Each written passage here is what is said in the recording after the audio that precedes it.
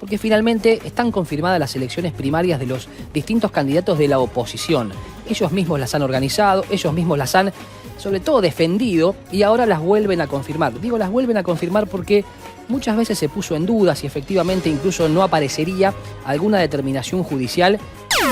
Bien, y damos inicio a toda la información internacional y de Venezuela del momento. Bien, arrancamos porque Nicolás Maduro quiere secuestrar las primarias, pero existe una manera fácil de evitarlo. Hace 10 días, a un mes de las primarias de la oposición, el Consejo Nacional Electoral decidió ofrecer asistencia técnica para efectuar estos comicios. Esta oferta implica el uso de la plataforma de votación automatizada del CNE y un aplazamiento de un mes con respecto a la fecha ya estipulada. Es evidente que la movida fue otra maniobra sucia de la dictadura para tratar de sabotear las elecciones, fomentando divisiones entre sus adversarios. Afortunadamente, la Comisión Nacional de Primarias decidió rechazar la oferta y mantener su cronograma. Y como la oposición no cayó en su trampa, el CNE divulgó el lunes un comunicado alegando que tiene competencia exclusiva para realizar elecciones de Venezuela. En otras palabras, le dijo a sus adversarios: o hacen primarias con nosotros o no se hacen. Así de claro como lo escuchan. Esto deja a la oposición en una encrucijada: aceptar esta grosera e ilegal intromisión del gobierno, con todos los peligros que eso conlleva, o arriesgarse a hacer unas primarias que la dictadura considera ilícita y tiene el poder para impedir. ¿Qué camino debe elegir? Antes de responder a esta pregunta, hagamos un breve repaso de lo que ha venido ocurriendo. El pasado junio, la CNP envió una comunicación al CNE como antesala a una potencial solicitud de asistencia técnica. En la carta se pedía, entre otras cosas, autorización para un conteo paralelo adicional al de la plataforma automatizada, un operativo para actualizar el registro electoral, la garantía del secreto de la identidad y la habilitación de cierto número de centros de votación, dada que no fueran requisitos básicos. El CNE respondió a la CNP. En lugar de una respuesta, la oposición recibió poco después la noticia de la renuncia introspectiva de todos los rectores del CNE, una bribonada de la dictadura para volver aún más chavistas un órgano ya controlado por el chavismo. Al frente del nuevo CNE, el gobierno colocó a Elvis Amoroso, quien ha impulsado las inhabilitaciones de candidatos opositores, y el mensaje ha sido claro: a Nicolás Maduro no le interesa siquiera enviar señales de buena voluntad en las negociaciones con sus adversarios para permitir unas elecciones presidenciales libres y justas. Ante este escenario, la oposición tomó únicamente la decisión más razonable que podía tomar: realizar las primarias mediante un proceso manual y autogestionado. La renuncia repentina de los rectores provocó un raro consenso sobre la forma de elegir al candidato único. El 22 de octubre, el CNE decidió hacer la ya mencionada oferta de asistencia, al mismo tiempo que la dictadura investiga el financiamiento de las primarias, lanzando ominosas amenazas y amedrantando a los miembros de las juntas regionales. Su órgano electoral, casi 4 meses después de la masiva de la CNP, expresó su deseo de ayuda a la oposición. Si de claro lo han dejado. Por supuesto, la verdadera intención del gobierno no es asistir, sino sabotear las primarias. Prueba de ello es que después de que la CNP rechazara la oferta de asistencia, los miembros del CNE declararon que solo ellos pueden organizar elecciones. El supuesto deseo de ayudar se transformó en un atropello y una imposición. En primer lugar, el aplazamiento mismo de las primarias es una manera de sabotearlas. No hay que olvidar que ciertas voces de la oposición cuestionan la viabilidad logística de la elección y que a algunos candidatos conviene más dejar la fecha como está y a otros aplazarla. El gobierno busca profundizar estas divisiones. En segundo lugar, metiéndose en las primarias, la dictadura podría perjudicar la elección a través de las inhabilitaciones y el voto en el exterior. La semana pasada, en una reunión entre el CNE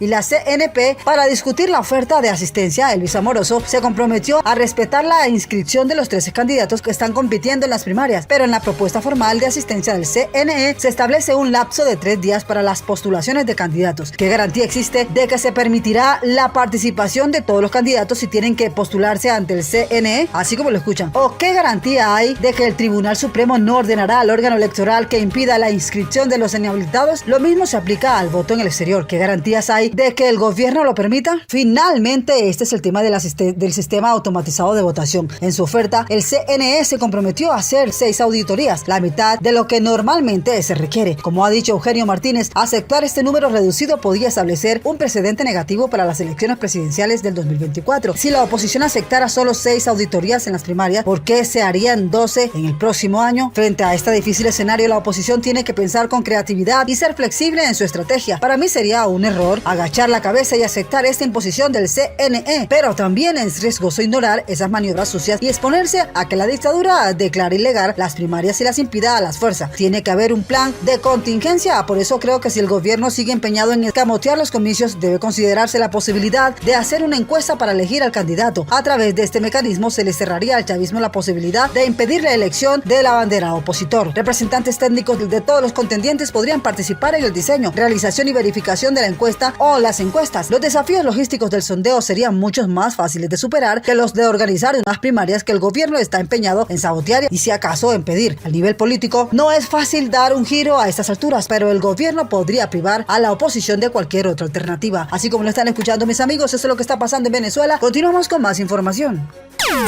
Bien, y con más información internacional que sigue para la Cámara de Representantes de los Estados Unidos sin McCarthy. La decisión de McCarthy de no volver a postularse acelera el proceso de encontrar un nuevo orador. Podrán celebrarse elecciones para presidente el miércoles 11 de octubre. La revuelta conservadora que derrocó en la hora el expresidente de la Cámara de Representantes, Kevin McCarthy, ha dejado a la Cámara en un estado de parálisis para que se encuentre un nuevo presidente. Eso aumenta las posibilidades de un cierre del gobierno de Estados Unidos el próximo mes y un retraso en la asistencia adicional a Ucrania. Quien está ahora a cargo, Patrick McHenry, republicano de Carolina del Norte, es ahora el orador provisional. Según las reglas, está limitado en sus poderes y probablemente no pueda llevar a cabo ningún asunto legislativo normal. Su tarea principal es organizar la elección de un nuevo orador si se produce un impasse sobre la elección de alguien que para ese puesto. La Cámara de Representantes podría otorgarle a McHenry la autoridad por tiempo limitado para presidir así el debate y las votaciones sobre proyectos de ley ordinarios. Eso, sin embargo, requeriría un voto mayoritario. ¿Cuándo se elegiría un nuevo orador? La decisión de McCarthy de no volver a postularse acelera el proceso de encontrar un nuevo orador. Si hubiera intentado una guerra de desgaste con los